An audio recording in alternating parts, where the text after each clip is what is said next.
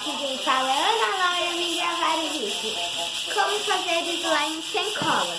A gente vai precisar de amido de milho e sabonete líquido. Eu vou colocar quanto você quiser de farinha, mas não pode colocar muito, mais ou menos assim. A quantidade de slime sua. Agora a gente vai colocar sabonete. Já que o meu sabonete tem cor, eu não vou colocar cor.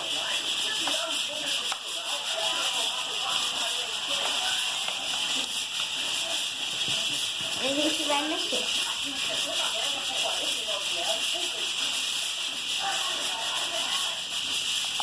Ficar mais sabonete.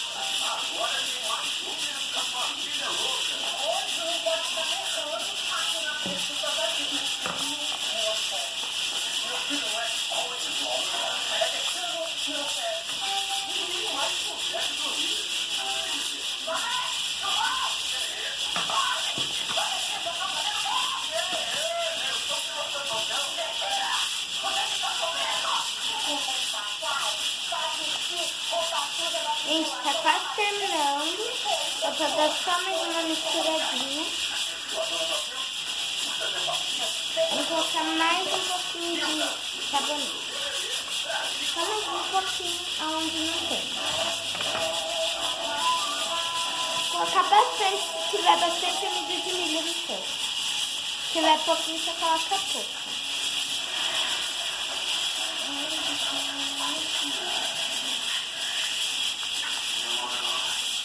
Se ficar assim muito mole, você coloca mais amido de milho.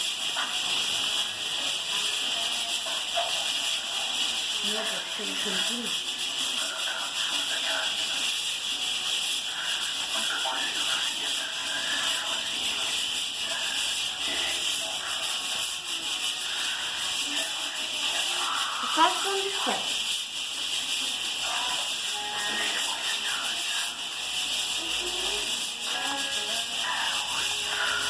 E ele vai ficar assim. Ótimo. Tchau, gente. Até o próximo vídeo.